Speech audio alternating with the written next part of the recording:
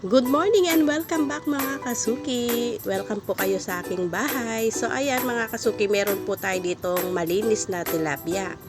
Yan po ay hiniwa ko lang po sa 2 piraso. At ang weather po natin ngayon ay maulan, kaya magluluto po ako ngayon ng pesang tilapia. Kung sino po ang nakaka-relate sa aking iluluto mga kasuki, paki-comment down below. At meron din po pala ako ditong repolyo, dahon ng sibuyas at pechay. Ayan po yung kanyang sangkap para po sa ating pesang tilapia. At kung ikaw ay bago pa lang sa aking YouTube channel, please subscribe my channel and pakiclick na rin po ang notification bell para lagi po kayong updated sa aking mga latest video. So ayan mga kasuki, samahan niyo po ako hanggang dulo at magluluto po ako ngayon ng pesang tilapia. At pasensya na po kayo at medyo nabubulol po tayo. Ayan po, at may pa-heart pa siyang nalalaman. So ayan na nga po, nagpakulo na ako dito ng tubig. At ilalagay ko na po yung kanyang sibuyas, luya, at yung pinakatangkay po ng onion leeks para mas masarap po yung sabaw ng ating pesang tilapia. At ayan na nga po. Hindi po ako naglalagay ng patis. Ang nilalagay ko lang po ay asin.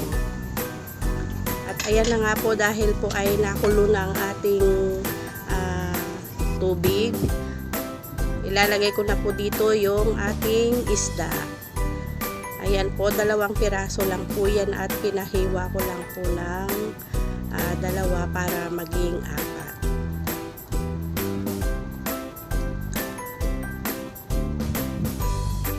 At ilalagay ko na po yung pamintang durog at konting asin at pampalasa at takpan po ulit natin para maluto ang isda.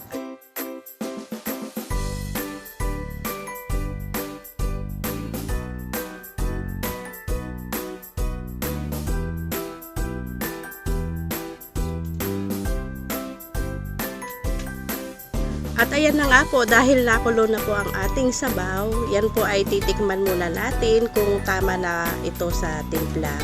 At bago po tayo maglagay ng iba pang sangkap tulad po ng kanyang gulay, repolyo, pechay, yun po.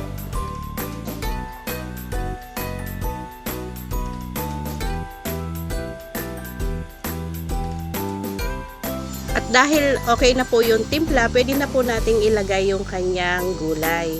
Kung maaari lang po yung gulay po na ilalagay natin ay i-steam lang at wag po natin siyang i-overcook para mas masarap po at nandun pa po ang nutritious ng gulay.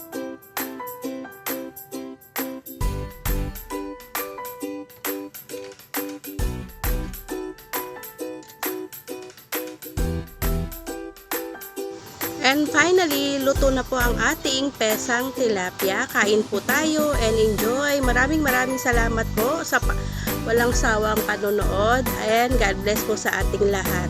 At sa aking mga solid subscriber, maraming salamat po. More subscriber and ingat po tayo palagi.